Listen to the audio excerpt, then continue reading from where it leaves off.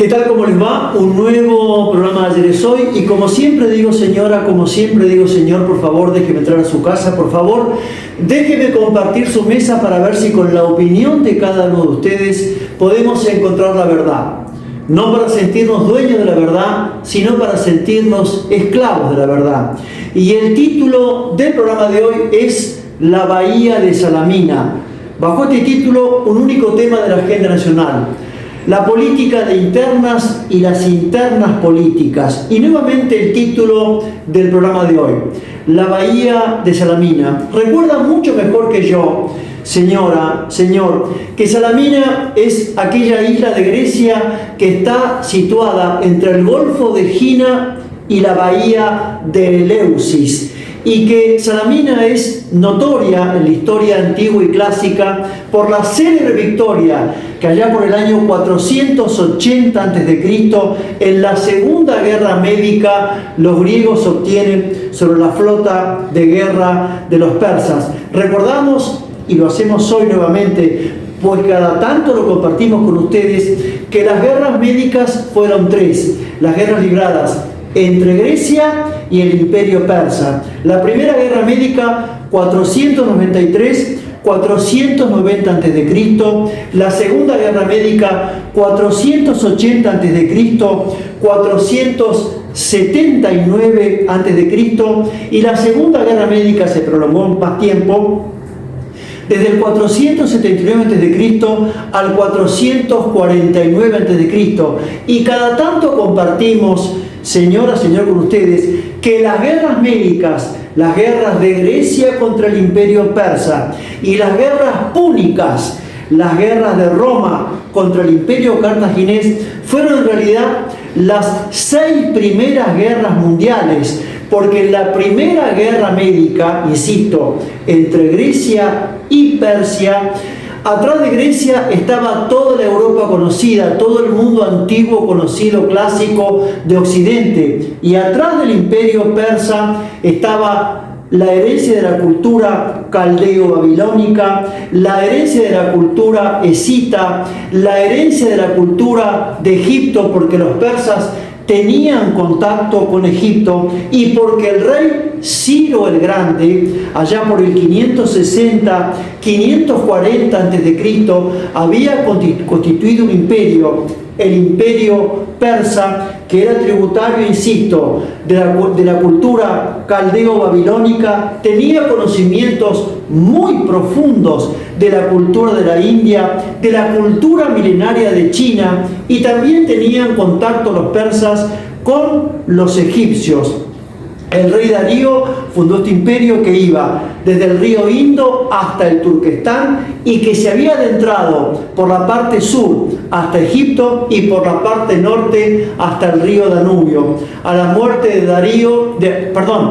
de Ciro el Grande le subsigue Darío, que inicia la primera guerra médica contra los griegos, y Darío vio ser vencido a su ejército persa en la llanura de Maratón, allá por el 490 a.C., por el excelente estratega ateniense, el general Milcíades, y Darío juró vengar esta derrota persa en territorio continental griego. Darío muere, no puede concretar la venganza, pero lo subsigue su hijo Jerjes. Y Jerjes parte de Sardes, en territorio persa, quiere vengarse de esta derrota humillante de los persas, allá por el 490 a.C., pero estamos ubicados con el rey Jerjes, insisto, el hijo del rey Darío, en el 480 a.C.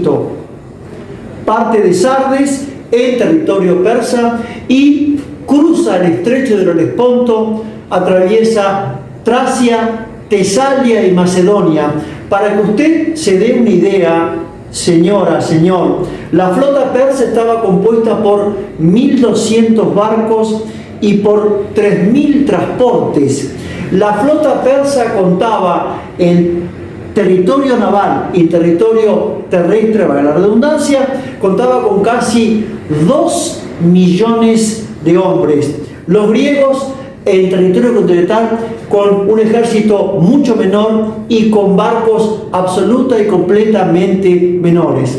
Ya fíjese usted que por esa época en Grecia continental los persas habían vencido a Leónidas en el desfiladero de las Termópilas, la famosa película que hizo Hollywood con el tema de los 300, pero heroicamente Leónidas resistió contra casi 500.000 de persas durante 60 días, pero lo cierto es que fue vencido. Ya los persas habían incendiado la Acrópolis de Atenas, habían quemado los edificios, habían quemado las casas, y Pericles, que aún era muy chico, decía lo siguiente: Pericles, dejad que destruyan los monumentos, dejad que quemen las casas. Las casas y los monumentos se reconstruyen, pero la vida del hombre, si está muerto, no se repite. Y entonces, en este contexto de territorio, en este contexto naval, insisto, 1.200 naves de los persas, 3.000 transportes, Temístocles, el genial ateniense, idea el siguiente plan. Finge mandar un traidor para que se entreviste con Jerjes a decir lo siguiente: los griegos huyen a la bahía de Salamina, están con miedo, ahí se van a refugiar, persíguelos que los vas a destruir. Insisto, Temístocles era consciente que tenía menos barcos y era consciente de lo siguiente, que las naves griegas eran mucho más ágiles, mucho más efectivas en un territorio reducido como era la bahía de Salamina. Previo al plan, Temístocles, insisto, esta especie de almirante ateniense, reúne a todos sus oficiales, le cuenta el plan a sus oficiales y le cuenta que va a mandar a un supuesto traidor para entrevistarse con Jerjes. Entonces Euribíades, que era una especie de comandante en jefe espartano, cuando escucha el plan de Temístocles, le quiere pegar con el remo en la cabeza, y entonces el genial ateniense le dice lo siguiente: pega, pero escucha. Y seguramente usted en su casa, señora, señor, estará pensando, ¿qué tiene que ver el título del programa de hoy con la actualidad política argentina? Y la respuesta es tan sencilla como evidente y tan evidente como sencilla. Y en instantes vamos a compartirla con todos ustedes. Muchas gracias.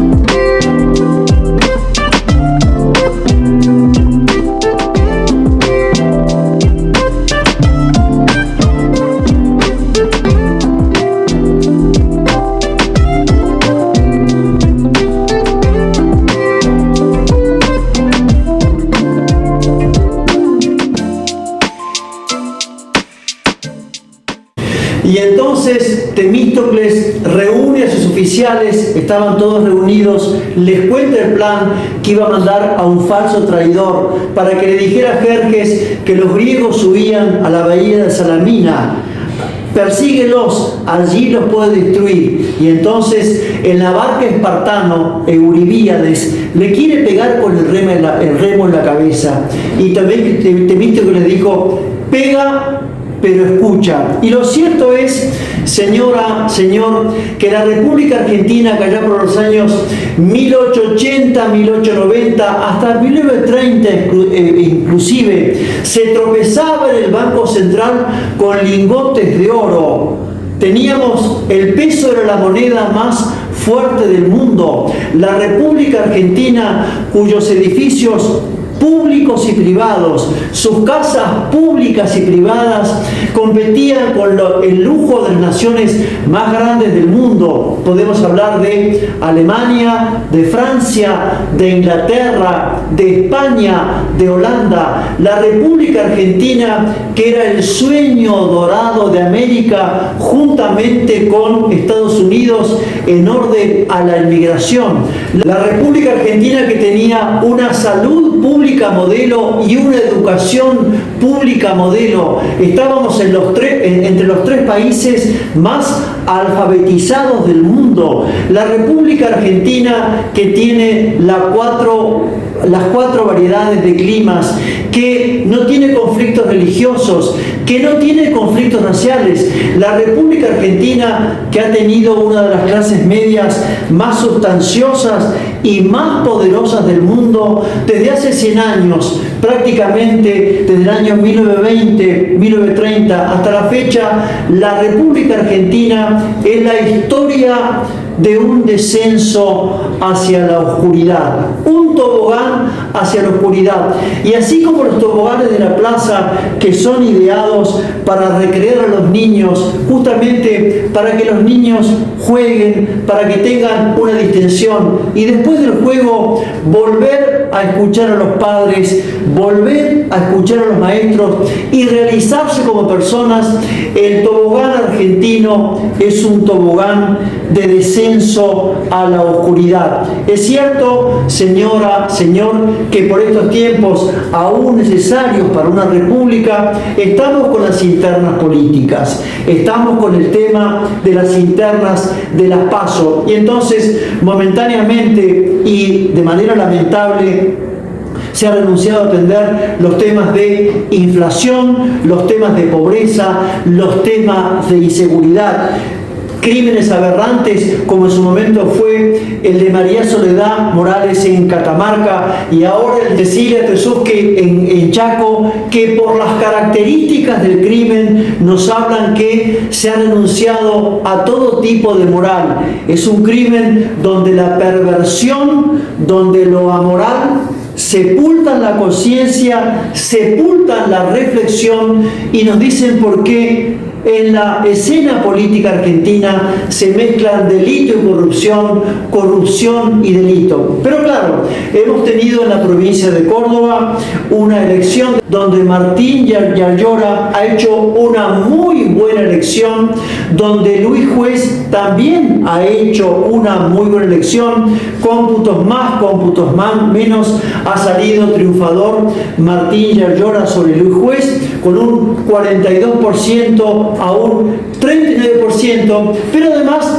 la gran noticia que presenta la política argentina es que Unión por la Patria tiene candidatura única, Sergio Massa y Agustín Rossi. Usted recuerda, señora, señor, que allá por el año 2020, 2021, nosotros decíamos, es urgente que el peronismo peronice a la cámpora y no que la cámpora termine camporizando el peronismo.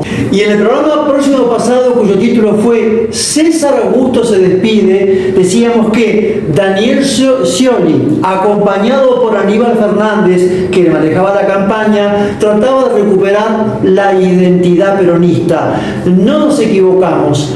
Hoy, en este momento, la candidatura única de Unión por la Patria es Sergio Massa, Agustín Rossi. Y nos parece que este binomio son los candidatos más presentables, más potables, más equilibrados en una economía argentina que está francamente en terapia intensiva, en un orden jurídico y político que está extremadamente debilitado y que la Argentina quiere vivir en paz. Pero claro, Este binomio de Sergio Massa y Agustín Rossi es una severa derrota política para la Cámpora. Derrota política que a la Cámpora no le gusta nada, y menos le gusta a la señora vicepresidenta actual de la República Argentina, doña Cristina Fernández, porque el lunes próximo pasado, el lunes 26 de junio, con motivo de presentar el avión, el trágico avión de los vuelos para la muerte, y también estaba acompañándola el actual candidato a presidente y ministro de Economía, don Sergio Massa, en un gesto que la caracteriza a la señora vicepresidenta, un gesto de rencor y de insolencia política.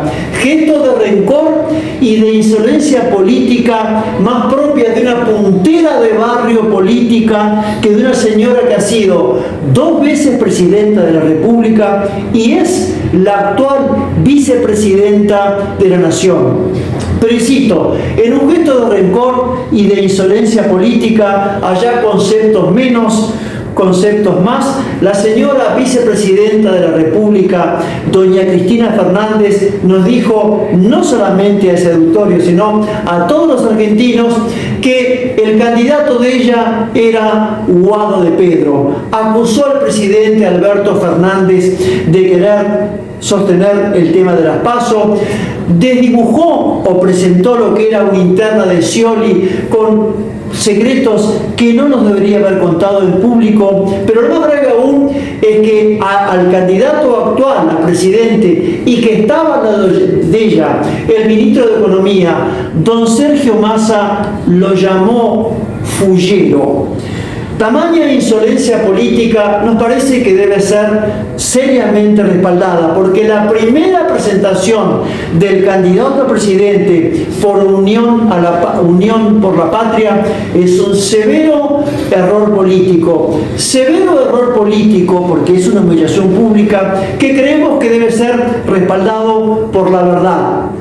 Toda la verdad y nada más que la verdad. Porque nosotros, señora, señor, usted lo sabe muy bien, somos tributarios de la filosofía aristotélico-tomista. Filosofía aristotélico-tomista, no somos antiguos, que es la filosofía clásica, que por otra parte está estudiada en todas las universidades del mundo. Léase, en toda Europa, en las principales universidades de América y también en universidades como Japón y Singapur se empieza a estudiar la filosofía aristotélica tomista, que es la filosofía realista, porque Aristóteles, que tiene en su presentación de sus conceptos filosóficos algo que muy acá decía el famoso filósofo español Ortega y Gasset: la cortesía del filósofo es la claridad. Y entonces, allá por el 384 a.C., fecha de nacimiento de Aristóteles sostiene una definición de verdad que es tan brillante como sencilla y tan sencilla como brillante. Verdad es decir que lo que es y lo que no es, no es. Léase, verdad es aquello que las cosas son, no lo que nos parece que son. Pero claro, las ideologías, sea de la extrema derecha, como el fascismo corporativo de Mussolini o de Adolfo Hitler, o de extrema izquierda, el estalinismo soviético o de Castro, tienen por rara virtud sepultar la verdad.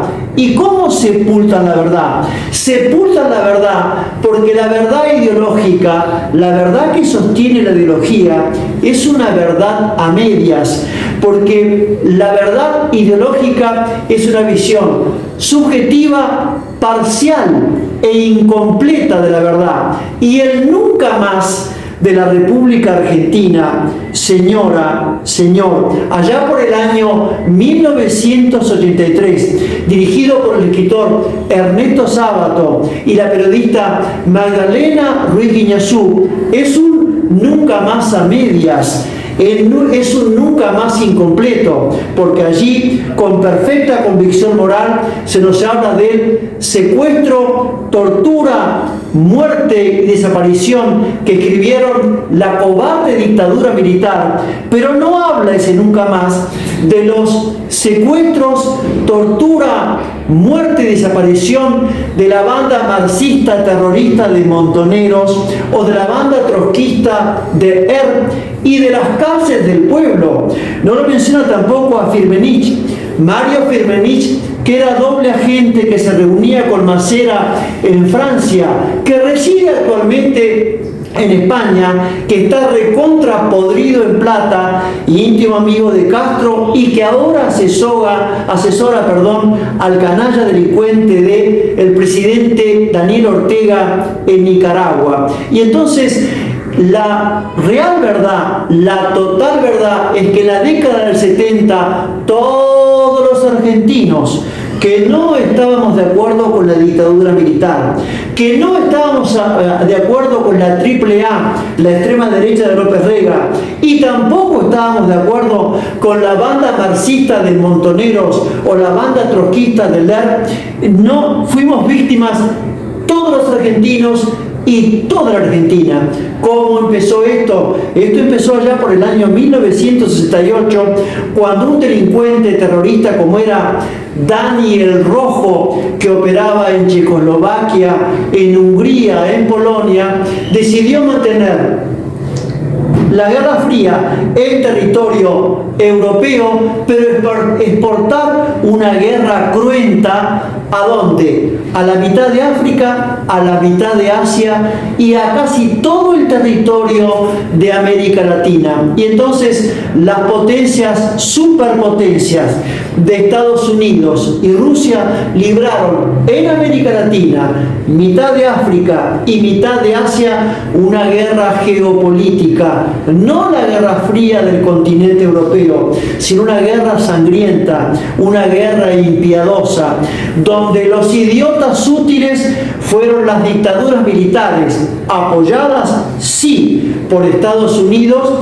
y los otros idiotas útiles fueron los guerrilleros, apoyada por la Unión Soviética comunista y la guerrilla Castro-cubana. Y entonces sería muy bueno y muy útil que además del avión de los vuelos de la muerte nos muestren las cárceles del pueblo, donde se secuestraba, se torturaba y se hacía desaparecer, y que eran regenteadas por la banda terrorista de Montoneros y la trotskista del Es raro que toda la prensa argentina, es raro que todos los políticos argentinos nos hablen justamente, por supuesto, de las dictaduras militares, pero no hablen de la violencia montonera marxista y de la violencia trotskista del Deben tener miedo seguramente a algún carpetazo de la cámpora, deben tener miedo a las piedras y a los cascortes de las bandas trotskistas que todavía siguen operando en la República Argentina.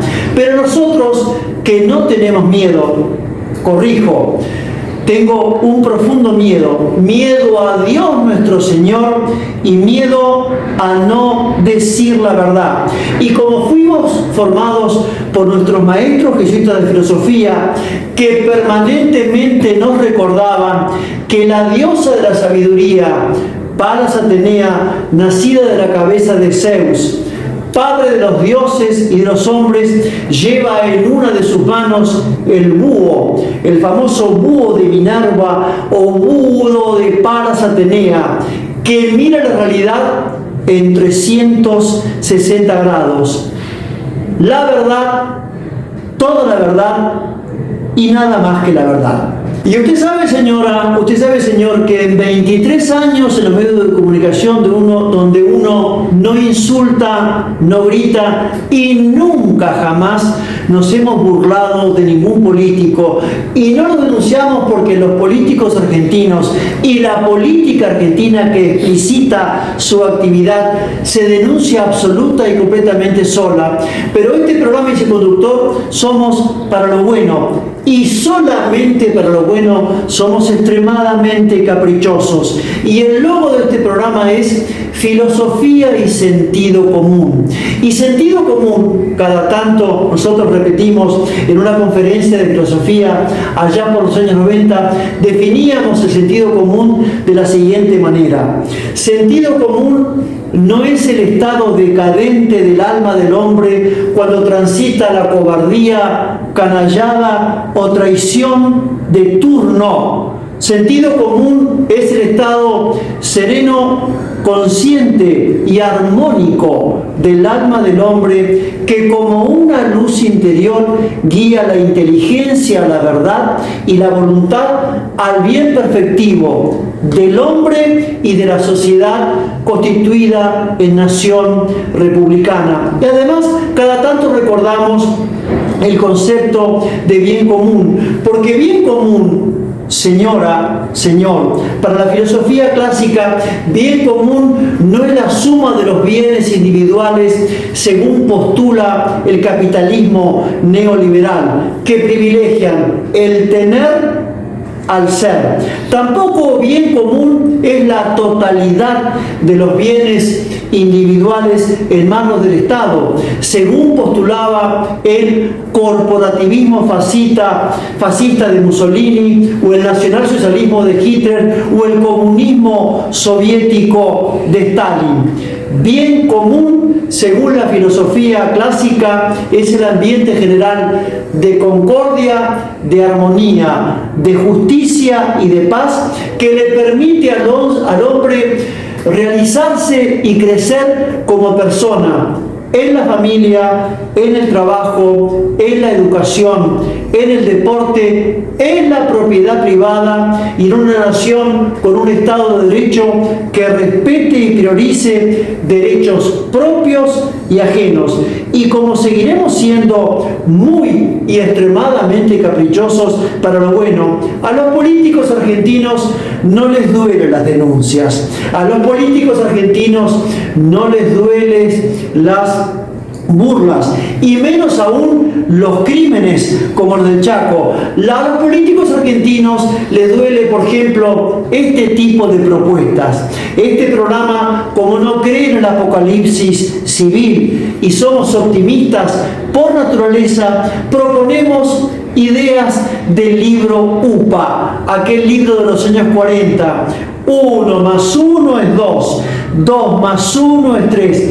Si me levanto siempre temprano, si me acuesto siempre temprano, si no soy borracho, si no soy ladrón, si trabajo, si soy honesto, si me comporto como Señor, tarde o temprano tendré resultados del Señor. Entonces proponemos lo siguiente. La primera propuesta es que un pacto de ejemplaridad. Y la segunda propuesta es un pacto al estilo la Moncloa español. No inventamos la pólvora, no descubrimos América. En la propuesta de ejemplaridad, ya que por ejemplo Juntos por el Cambio dicen odiar la corrupción, y ya que Unión por la Patria aman tanto la patria, la primera propuesta en este pacto de ejemplaridad es congélense los sueldos por 2 años.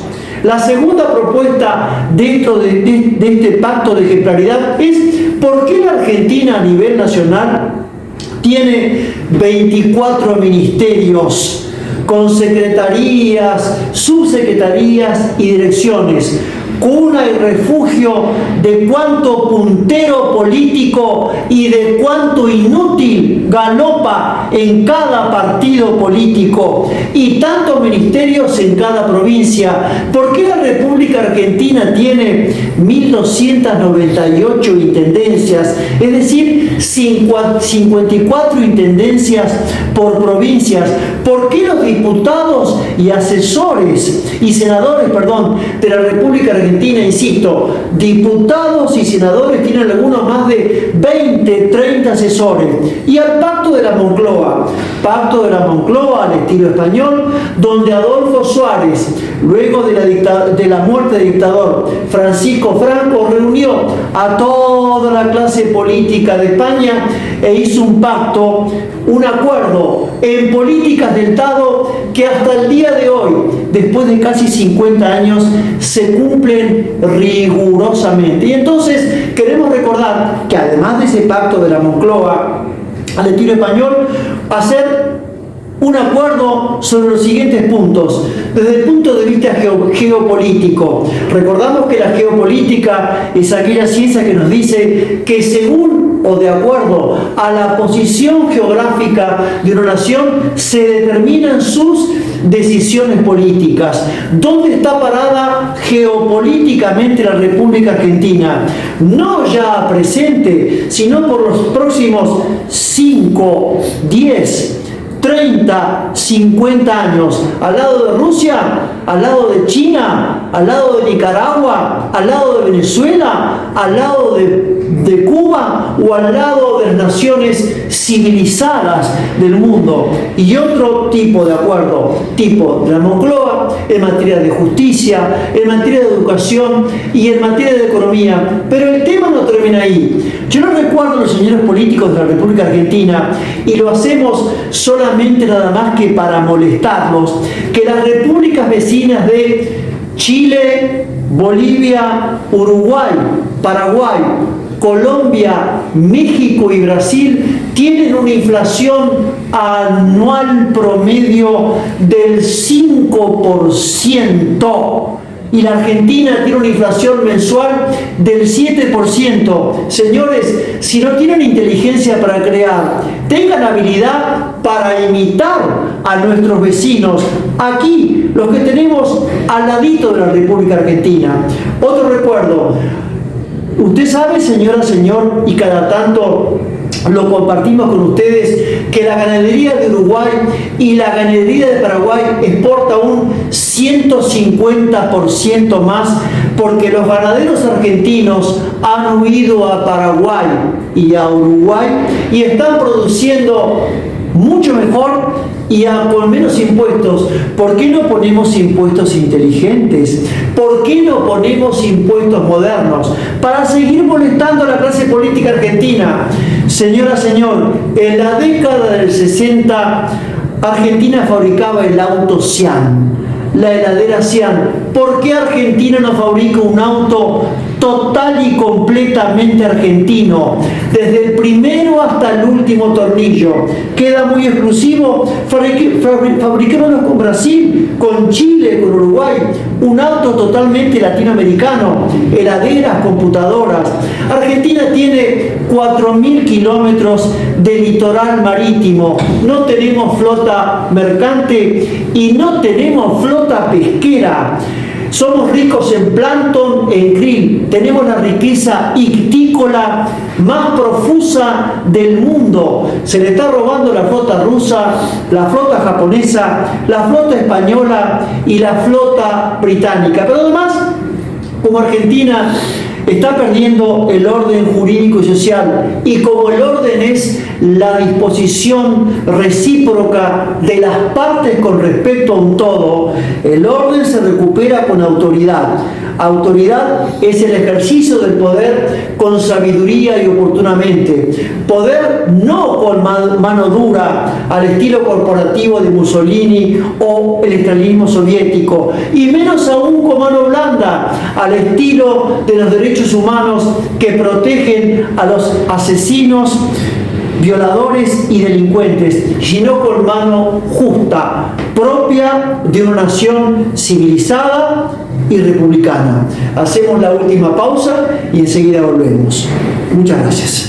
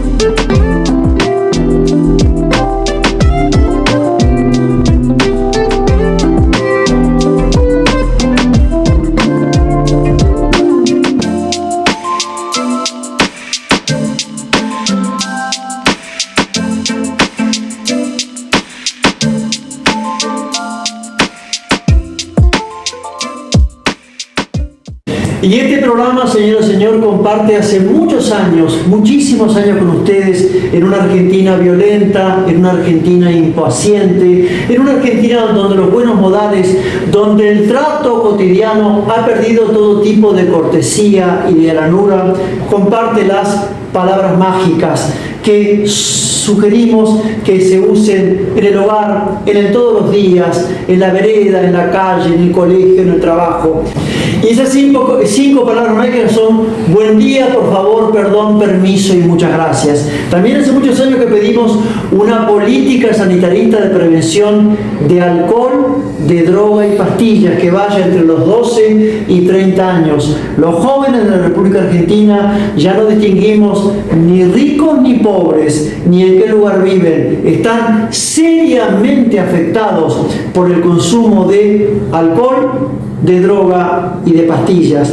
Política sanitarista de prevención, no para juzgar, no para condenar, sino para acompañar y para curar. También pedimos una política de paternidad responsable, que en el colegio secundario, durante gran parte del colegio secundario, se instruya a los chicos, se los acompañe, se les diga, se les enseñe lo que es el ser mamá, lo que es el ser papá. Y a la mujer argentina le pedimos que siga siendo leal a su esencia, porque la esencia no solamente de la mujer argentina, sino de la mujer por naturaleza. La mujer por naturaleza es valiente, es paciente y es prudente. Pero que no hable más el doctor Mariano Sauviret, que era la filosofía clásica, clásica por lo clara, clásica por lo sencilla y clásica por lo actual, porque lo actual, como lo clásico, nunca pasa de moda. Hoy nos va a hablar Don Quijote de la Mancha. ¿Cuándo Don Quijote de la Mancha es Cervantes y cuándo Cervantes es Quijote? ¿Cuándo Martín Fierro es José Hernández y cuándo José Hernández es Martín Fierro? Es que el escritor y el personaje literario y el escritor parecen ser. ¿Por qué parecen? Son uno en una misma alma. Y entonces, en la segunda parte, capítulo segundo, así le dice Quijote a Sancho, o así instruye Sancho a su fiel escudero Sancho Panza. Sancho, en los vasallos leales, es decir la verdad a su ser y Sancho, en los vasallos leales, es decir la verdad a sus señores en su ser y figura propia, sin que la adulación la acreciente u otro vano respeto la disminuya. Porque, ¿sabe qué, señora? ¿Sabe qué, señor? La adulación acrecienta errores y entierra y sepulta virtudes. Y entonces, como el político argentino se ha vuelto vivo, astuto, sagaz, oportunista y rosquero, sus discursos retóricos, sus discursos de campaña política nos prometen el cielo y después del discurso, después de la realidad, seguimos viviendo en el infierno. Porque nosotros pedimos que la clase política argentina empiece a cultivar la prudencia, el justo medio, el equilibrio, el sentido común. Queremos que pasen de políticos a ser estadistas, porque mientras el político trabaja devorado por lo urgente y divorciado de lo importante, el estadista hace de lo urgente una solución y de lo importante una política de Estado. Hasta la próxima y muchas, pero muchísimas gracias.